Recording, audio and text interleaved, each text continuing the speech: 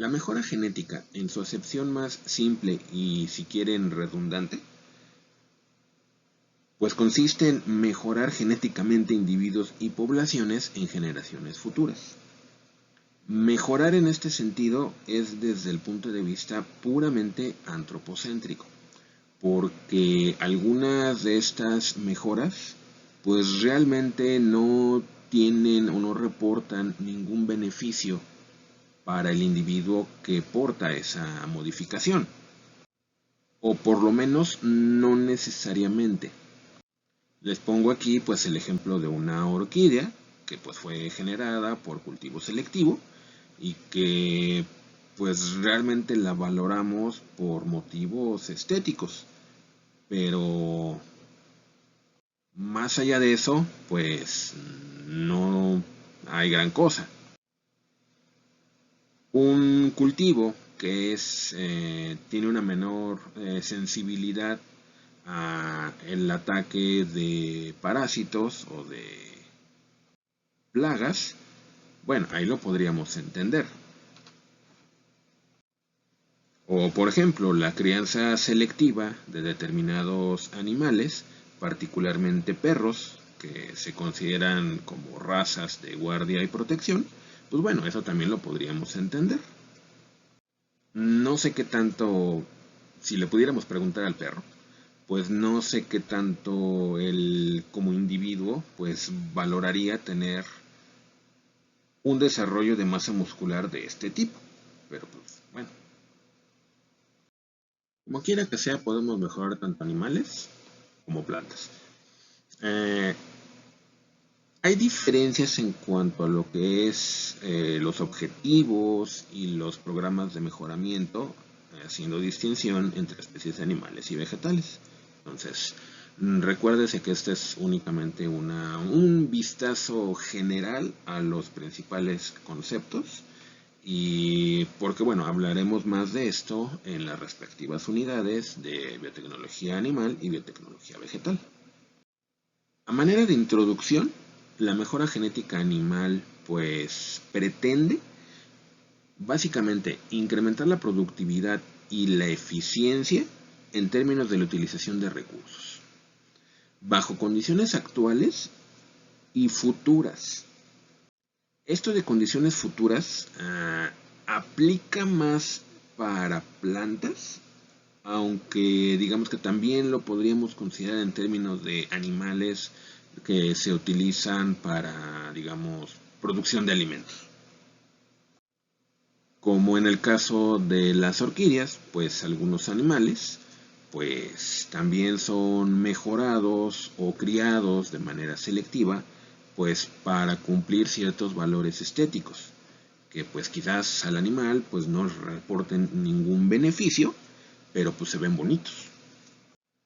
Lo que pretendo al mejorar genéticamente una especie animal lo podemos resumir en 3 puntos. Incidir favorablemente sobre la eficiencia productiva, potenciar cualidades en determinados productos de origen animal por supuesto, incidir sobre ciertas características que están relacionadas con el trabajo. O sea, algunos animales, pues a pesar de que estamos en el siglo XXI, pues los seguimos utilizando como fuerza de trabajo, como medio de transporte, como medio de tracción, o incluso algunos animales pues los seguimos valorando como medio para ciertas manifestaciones culturales. El ejemplo más vívido y quizás el más controversial pues es el de los toros de Lidia. Respecto a la eficiencia productiva, digamos que el ejemplo más sencillo es el de las vacas que se utilizan para producción lechera. ¿Qué me interesa en el caso de estos organismos? Pues que sean fértiles, que sean resistentes a enfermedades, que sean longevos, que expresen características que no impacten negativamente en los costos de producción y que pues obviamente eso se refleje en una mayor pues ganancia o producción del producto. En otras ocasiones, quizás el objetivo de la mejora es o son las cualidades de los productos. El contenido de carbohidratos, la producción o el contenido de proteínas. Los objetivos pueden ser muy amplios, pero digamos que de manera general los podemos entender en estos tres grandes agrupamientos. Una vaca convencional, digamos para producción de leche o carne, digamos que andará rondando actualmente por los 20,000 pesos. Un semental con características muy particulares, las cuales se van a transmitir a su descendencia, pues se puede ir hasta los 85,000 pesos. Nótese la enorme diferencia. En cuanto a animales que son criados y se les valora por razones puramente estéticas, pues los valores pueden ser tan ridículos como un gato en 32, más de 30,000 pesos, más de lo que cuesta una vaca, o por ejemplo un cachorro de pug, que pues realmente yo no sé qué le vende bonito, anda bailando por los 10,000 pesos. Aquí es donde la crianza selectiva, la mejora genética, pues aparentemente no tiene mucho sentido, porque la prolongada endogamia que dio origen pues a este tipo de perros o este tipo de razas está asociada a problemas respiratorios, problemas cardíacos, a problemas en cuanto a sus vértebras, pueden tener espina bífida. Entonces, pues realmente, ¿qué tanta mejora representa para estos animales la manipulación que ha hecho pues el hombre de su raza? Pues a lo mejor si le preguntábamos al perro dirían, pues mejor mátame, ¿no? ¿Qué mejora genética ni qué fregada? 32,000 pesos por un mugroso gato son básicamente 2 meses de estímulo de CONACYT por ser miembro del SNI, y eso nada más lo que cuesta el gato. Ya no digamos pues lo que cuesta pues mantener al gato. No encontré información de en cuánto está cotizado un toro de lidia, pero haciendo así una exploración rápida, lo que se invierte en una corrida de toros, de digamos entre 6 y 10 toros, pues anda por la cifra de 350,000 pesos. Y obviamente, pues los toros de lidia deben de tener determinadas características, tanto físicas como de comportamiento. Entonces, aunque no encontré los datos, pues yo me supongo que la crianza de este tipo de animales, pues debe de ser costosa. 230,000 pesos un caballo de exhibición. Cuesta más un caballo de este tipo que un March del año. Por supuesto, hay animales que son mejorados genéticamente que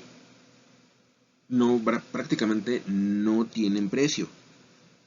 Me estoy refiriendo a los perros guía. Los perros guía no se venden.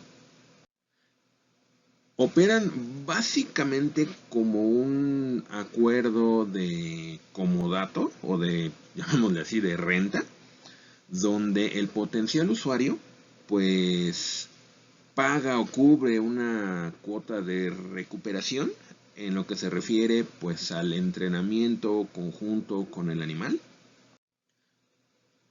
Cubre pues su alimentación, su sustento, su capacitación, pero nada le asegura al potencial usuario que efectivamente después de toda la inversión, de todo el entrenamiento, va a ser aceptado como, llamémosle así, como usuario del perro guía.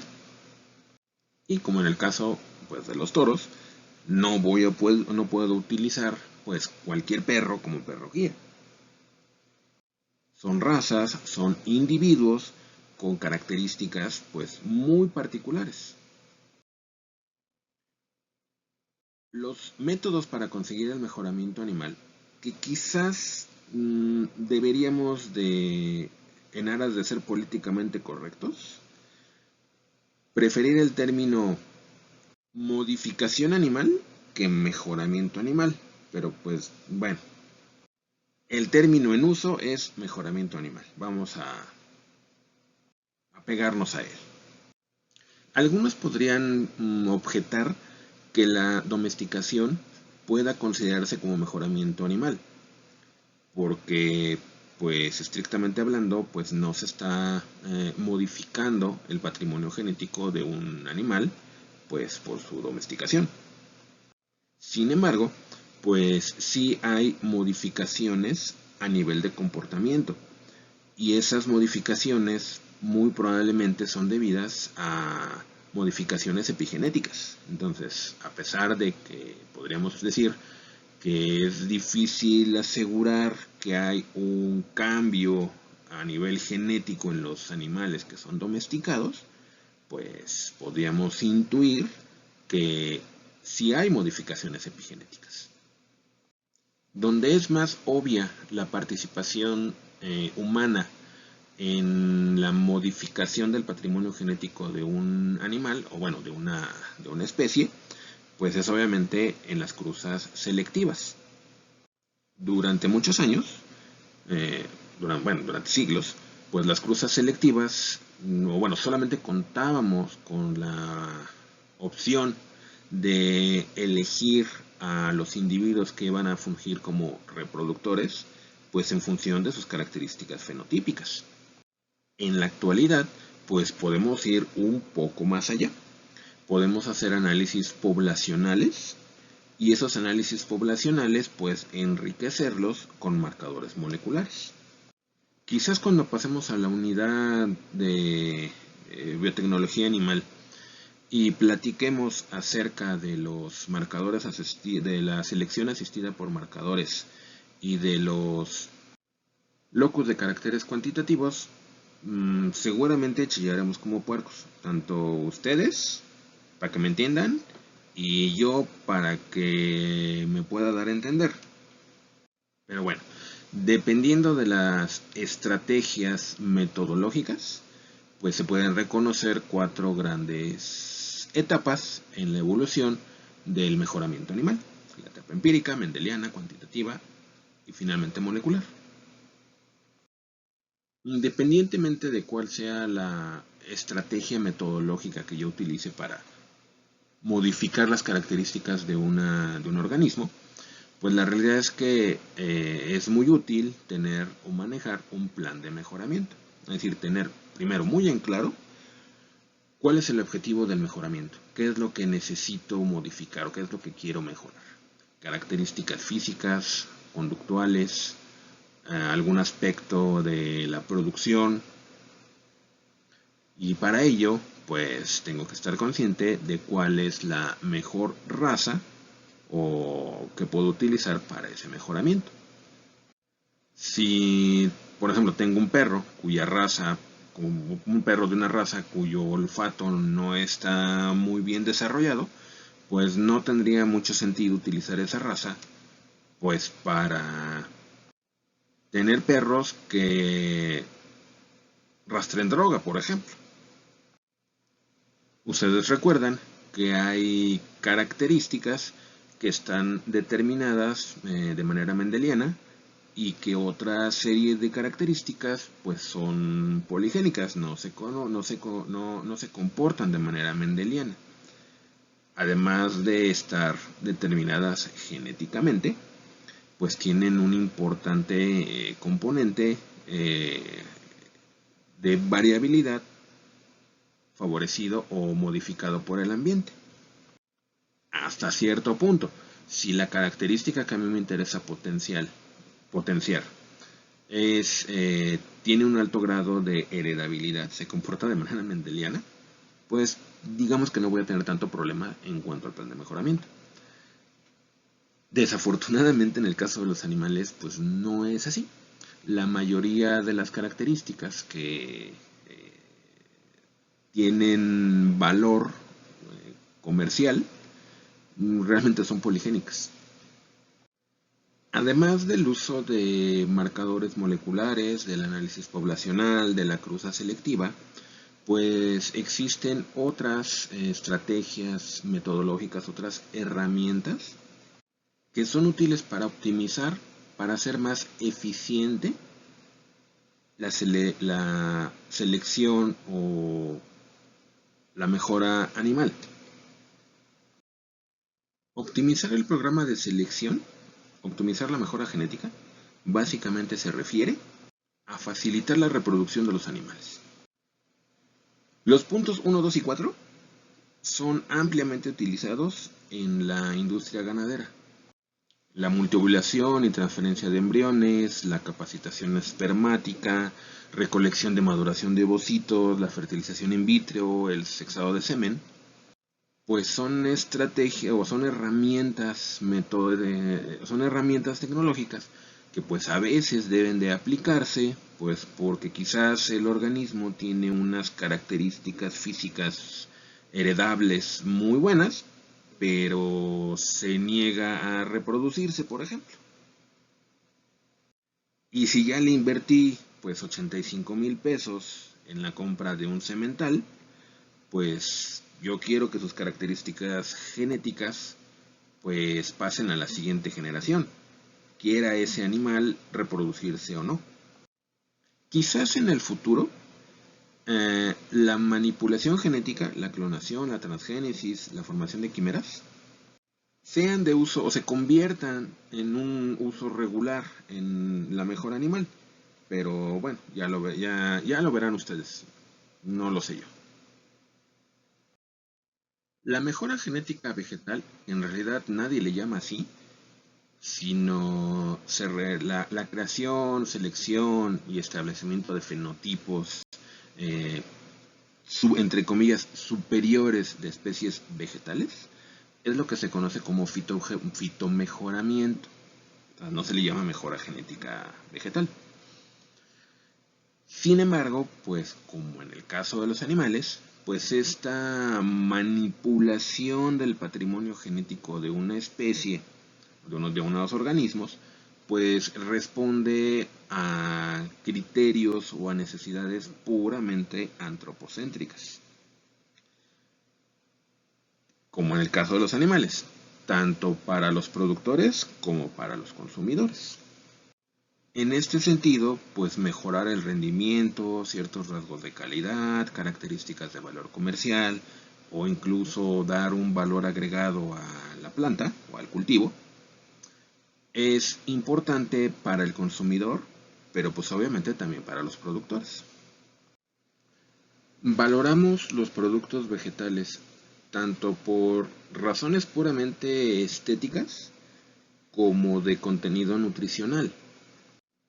Cada vez con mayor frecuencia se reconoce que el consumo de determinados vegetales, además de incidir pues favorablemente en la nutrición del individuo, pues impacta favorablemente en su salud, tanto a nivel preventivo como a nivel curativo. Eso es básicamente la nutracéutica.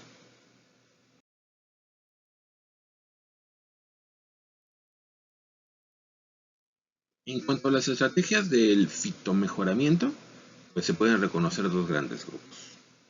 El sistema tradicional y aquel que emplea pues DNA recombinante. En el primer caso, pues puedo pensar en agricultura protegida, es decir, instalaciones que reproducen o simulan condiciones climáticas que son adecuadas pues, para el crecimiento y desarrollo de las plantas, un invernadero digamos. cruce y selección de organismos, la genética mendeliana, digamos, la hibridación, tanto somática como sexual, la mutagénesis y el cultivo in vitro. Si bien estas dos últimas suenan muy elegantes o modernas, se engloban dentro de las estrategias tradicionales porque, pues, técnicamente hablando, no utiliza, pues, DNA recombinante. Se entiende por tecnología del DNA recombinante, bueno, hay muchas definiciones, ¿no? Pero digamos que así de manera general. Se entiende por tecnología del DNA recombinante pues aquel conjunto de procedimientos que te van a permitir aislar el gen de un organismo o bien manipular el patrimonio genético de un organismo sin que eso implique el intercambio de información entre organismos de diferentes especies, pero que utilice como base la edición del DNA y típicamente el empleo de un vector, de un plásmido, que permita la expresión de mi gen de interés, que pues obviamente esté asociado a una característica y es a su vez a un programa de mejoramiento. En aras de no meter la pata, sí tengamos cuidado en hacer la correcta distinción entre organismo genéticamente modificado y organismo transgénico. En este sentido, la modificación genética de plantas tiene tres variantes básicas: la modificación intragénica, cisgénica y transgénica. En el primer caso es cuando mediante X herramienta molecular yo modifico un gen que ya se encuentra en la planta, que ya se encuentra en el organismo, que forma parte de su patrimonio genético y que a través de su modificación, su represión o su potenciación, es que consigo mejorar un carácter o modular un carácter de interés. En la mejora cisgénica, ahí implica que mi gen de interés pertenece a una planta relacionada, pero que no es necesariamente de la misma especie. Y pues finalmente, como su nombre lo indica, pues transgénico es cuando yo transfiero de una especie completamente diferente un gen y como resultado de la expresión de ese gen foráneo o ese gen exógeno, consigo cumplir mi objetivo de mejoramiento genético. Desde que crezca más fácilmente hasta que sea resistente a plagas o que incluso produzca proteínas animales, aun siendo pues un vegetal. Obviamente pues no todo es belleza en el fitomejoramiento. Hay limitaciones tanto en la mejora tradicional como en la que emplea DNA recombinante. Puede darse incompatibilidad en cuanto a los organismos que yo quiero, digamos, combinar para obtener nuevas características. O a lo mejor consigo un híbrido, pero ese híbrido no contiene las características que yo esperaba. Imaginen una planta cuyo valor es que, pues, en sus raíces acumula un gran número de azúcares. Y lo cruzan, pues, con otra planta, o con otra planta, pero que se le da el valor porque sus hojas son muy nutritivas y las raíces pues prácticamente no tienen ninguna utilidad. Y consiguen un híbrido, consiguen que esas dos especies diferentes pues den origen a un organismo que se puede reproducir. Pero resulta que ese organismo híbrido pues tiene las raíces que no acumulan o que no son importantes por el acumulamiento de carbohidratos y las hojas no son nutritivas, sino que son las hojas que corresponden pues a la planta de las raíces buenas. Entonces, sí conseguí el híbrido, pero pues no con las características que yo quería seleccionar o potenciar. Entonces, la imprecisión a veces también se suma como un problema importante en cuanto a la mejora, en cuanto al fitomejoramiento, que pues hago únicamente mediante cruces. Otro aspecto importante pues son los tiempos y costos en la obtención de una variedad exitosa. Por lo general, pues conseguir una nueva variedad vegetal eh, exitosa y comercial, pues no lleva menos de 10 años. Y en esos 10 años, pues la realidad es que se prueban cientos de miles de plántulas que pues finalmente llevan a ningún lado. Entonces, pues además de llevar mucho tiempo, pues hay que invertirle pues mucho dinero. En cuanto a la mejora por DNA recombinante, podríamos pensar que los tiempos son más reducidos y es un poco más preciso que el fitomejoramiento tradicional. Sin embargo, si la característica que yo quiero potenciar o que me interesa porque es un rasgo económico está determinado por múltiples genes, pues no únicamente tengo que incidir en uno, sino en muchos. Y aparte, pues considerar las condiciones ambientales. Y a lo mejor pues no cuento con los vectores o con las técnicas de transfección adecuadas, pues para conseguir la modificación genética. Por supuesto, hay que tomar en cuenta pues la percepción del consumidor. Muchos de los productos vegetales que en la actualidad consumimos proceden de organismos genéticamente modificados, que no transgénicos. En la mayoría de los casos, este hecho pues es ignorado por el consumidor. Las tortillas es un componente clave de la alimentación del mexicano. Y un altísimo porcentaje, por no decir que más del 80%, de las tortillas que se consumen en México tienen o proceden de maíz transgénico. ¿Qué tan conocido sea este hecho para la población en general? Y si esto modifica en algo su consumo, no lo sé. Lo que es cierto es que cuando vas a las tortillas, pues en ningún lugar de la tortillería hay un aviso de que lo que estás consumiendo es de origen transgénico. Pero ya tendremos oportunidad de oír sus comentarios en el seminario que tendremos en la unidad de biotecnología vegetal, por supuesto. Y pues hasta aquí mi choro introductorio.